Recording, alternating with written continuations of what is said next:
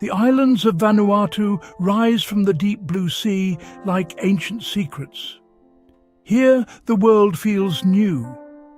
The land is alive, breathing with a rhythm all its own. Smoke curls from the tops of great mountains. These are not just mountains of rock, they are volcanoes with hearts of fire. The air is thick with the scent of damp earth and sweet flowers. It is a place where nature speaks in whispers. You can hear it in the rustle of giant leaves. You can feel it in the warm, gentle rain that falls on your face. This is a world untouched by the rush of time. The forests are deep and dark. Sunlight struggles to touch the ground. It filters through the canopy in thin, golden rays like spotlights on a grand stage. Everything is green, so many shades of green, from the bright lime of new shoots to the dark, almost black, of old leaves. Giant ferns unfurl their fronds, reaching for the light. The ground is soft underfoot, a carpet of fallen leaves and moss. The wind sighs through the branches of ancient banyan trees. Their roots hang down like long, tangled beards, touching the earth and telling stories of ages past. It is a cathedral built by nature, silent and full of wonder. Rivers cut through the landscape like silver snakes. They carve paths through the rock, their water clear and cold. You can hear the sound of them from far away, a constant rushing song that speaks of movement and life. The water tumbles over smooth, dark stones, creating small, white waterfalls. The air near the rivers is cool and fresh.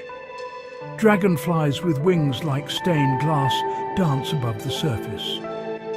Small fish, quick as a thought, dart through the shallows. The river is the lifeblood of the forest. It carries stories from the mountains down to the sea. The coastline is a dramatic meeting of land and water. Black sand beaches stretch out, glittering under the sun. The sand is made of volcanic rock, worn smooth by the relentless waves.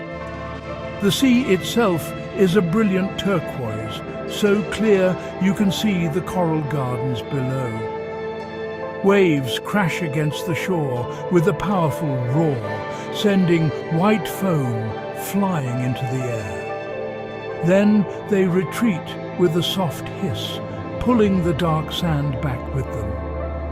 This endless dance between the ocean and the land is a powerful reminder of the forces that shape this magical place.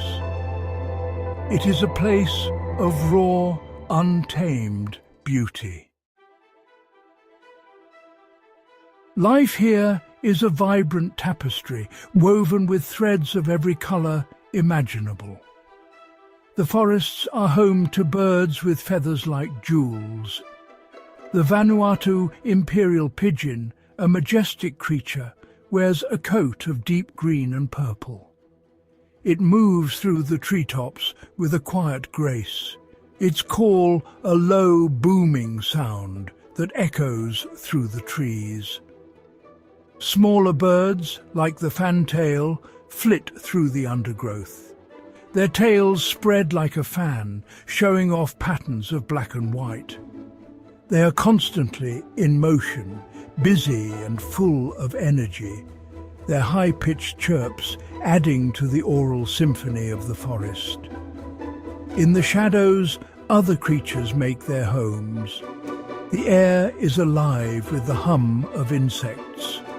Butterflies with wings of electric blue and bright orange drift from flower to flower. They are like floating petals, adding splashes of colour to the green landscape. At night, the forest changes. The air grows cool and new sounds emerge. The chirping of crickets fills the darkness. Moths, with intricate patterns on their wings, are drawn to the moonlight. The rustle of leaves might be a small gecko hunting for its dinner, or perhaps the shy, nocturnal flying fox stirring as it prepares to search for fruit. The wildlife is not just in the trees, it is all around. In the clear rivers, freshwater shrimp hide among the stones. They are almost invisible, their bodies matching the colour of the riverbed. Eels, long and sleek, glide through the deeper pools. They are masters of their underwater world, moving with a silent, powerful grace. The rivers are a world within a world, full of secrets for those who take the time to look closely. Every rock and every pool of water holds a different form of life, each perfectly adapted to its environment. Even the smallest creatures play a vital role. Armies of ants march across the forest floor, carrying leaves many times their own size. Spiders weave intricate webs between branches, their silk glistening with dew in the morning light. These webs are masterpieces of engineering, strong and delicate at the same time. Every living thing, from the largest bird to the smallest insect, is part of a complex and interconnected system. They are all threads in the same beautiful fabric of life that makes Vanuatu so special and so precious. The people of these islands live in harmony with the land. Their lives are guided by its rhythms and its seasons. They do not seek to control nature, but to understand it. Their traditions are as old as the volcanoes themselves, passed down from one generation to the next. These are not written in books. They are carried in songs, in dances, and in the stories told by the elders around the fire. The land is not just a place to live. It is a part of who they are. It is their provider, their teacher, and their spiritual home. Every part of the landscape has a story. A gnarled old tree might be the home of a powerful spirit. A particular bend in the river might be a sacred place for ceremonies. The people know the language of the forest. They know which plants can heal sickness and which fruits are safe to eat. They can read the signs of the weather in the clouds and the behavior of the animals. This deep knowledge is not learned in a day. It is a lifetime of observation, of listening, and of respect for the world around them. The wind carries more than just the scent of flowers. It carries echoes of the past. If you listen closely, you can almost hear the voices of ancestors whispering through the leaves. Their presence is felt in the quiet moments, in the stillness of the afternoon heat, in the deep darkness of the night. The connection to those who came before is strong. It gives the people their strength and their identity. It reminds them of their place in the long line of history, a chain that connects them to the very beginning of their world. The community is everything. People live and work together, sharing what they have. The sounds of village life are a gentle hum, the laughter of children playing, the rhythmic pounding of food being prepared, the soft murmur of conversation. There is a sense of peace and belonging here. Everyone has a role to play, a contribution to make. This bond between people is as strong as the roots of the banyan tree, holding the community together, providing support and protection for all. It is a life of simplicity, but it is a life rich in meaning. On the island of Pentecost, a remarkable tradition takes place. It is a ceremony that tests the very limits of human bravery. Here the men build a tower. It is not made of stone or metal. It is constructed from the wood of the forest, lashed together with vines. The tower stands tall and slender against the sky, reaching up towards the heavens. It looks fragile, almost like a skeleton, yet it is strong. Its creation is a communal effort, a testament to the skill and knowledge passed down through generations. Every piece of wood, every vine is chosen with care. The tower is a symbol of more than just architectural skill. It is a symbol of status and respect. It is a challenge to the men of the village. The higher the tower, the greater the prestige. The men who will climb it spend weeks in preparation. Not just physical preparation, but spiritual as well. They must be pure of heart and mind. They separate themselves from their families, eating special foods and reflecting on the task ahead. There is a quiet intensity in the village during this time. An air of anticipation and reverence hangs over everything. The women of the village play a crucial role in this ceremony. They do not climb the tower, but their support is essential. They gather at the base of the structure, their colourful dresses a stark contrast to the brown of the wood and the green of the forest. They sing songs of encouragement. Their voices rise up, carrying on the wind, giving strength to the men above. They dance, their feet stamping the earth, connecting the jumpers to the ground they will soon return to. Their presence is a powerful force, a source of courage and a reminder of why the men must be brave. The ceremony is deeply connected to the harvest of the yams, the most important crop. It is a plea to the gods of the land for a bountiful season. The jump is an offering, a gift of courage and faith. It is believed that a successful jump will ensure the yams grow well and the people will have plenty to eat. The fate of the community is tied to the bravery of these few men. The tower is not just a structure of wood and vines, it is an altar.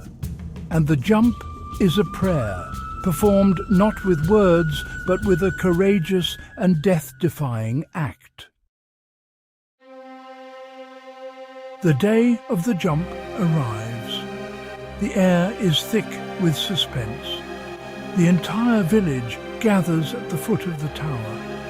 There is no sound, only the whisper of the wind and the pounding of hearts. One by one, the men begin to climb. They move slowly, deliberately, their bare feet finding holes on the wooden framework. They climb higher and higher until they are just small figures against the vast blue sky. From the top, the world below must look very small. The people, the huts, the trees, all part of a miniature landscape. At the very top, a man stands on a narrow platform. He is alone, high above the world. His only connection to the tower is a single vine, tied carefully around his ankles. The length of the vine is critical. It must be just right. Too long, and the jump will be fatal. Too short, and the vine will snap back, causing serious injury. The man's life depends on the knowledge and skill of the person who tied it. He stands there for a moment, poised between the sky and the earth. He looks out at the horizon, takes a deep breath, and prepares to leap. He claps his hands together, crosses his arms over his chest, and jumps. For a terrifying second, he plummets towards the ground. He falls like a stone, head first, gathering speed. The crowd below holds its breath. The women's singing stops. There is only silence. The wind rushes past him, a roar in his ears. The ground rushes up to meet him. It is a moment of pure, unadulterated freefall. A moment where he is neither in the sky nor on the land, but in a space between. It is the ultimate test of faith. Then, just as his head is about to touch the softened earth below, the vine pulls tight. His fall is broken. He swings like a pendulum, his body brushing against the ground before being pulled back up. A great cheer erupts from the crowd. The tension is broken. The women begin to sing again, their voices full of relief and pride. The man is helped to his feet. He is safe. He has shown his courage. He has honored his ancestors and pleased the spirits of the land. He has become a man in the truest sense, respected by all. The jump is more than just a thrilling spectacle. It is a story. It is the story of a culture that is deeply connected to its environment. It is the story of courage, of faith, and of community. The men who jump are not just daredevils. They are keepers of a sacred tradition. They are living links in a chain that stretches back through time. By leaping from the tower, they are not just falling through the air. They are falling through history, reenacting a story that gives their lives meaning and purpose. The magic of Vanuatu is not just in its dramatic landscapes or its colourful wildlife. It is in the spirit of its people. It is in their resilience, their generosity, and their profound respect for the world around them. To visit these islands is to step into a different way of being. It is to be reminded that there are other ways to live, other ways to measure wealth and success. Here, wealth is measured in family, in community, and in the richness of the stories that are told and retold. As the sun sets, it paints the sky in shades of orange, pink and purple. The day's heat gives way to the cool of the evening. The sounds of the forest change once again as the creatures of the night begin to stir.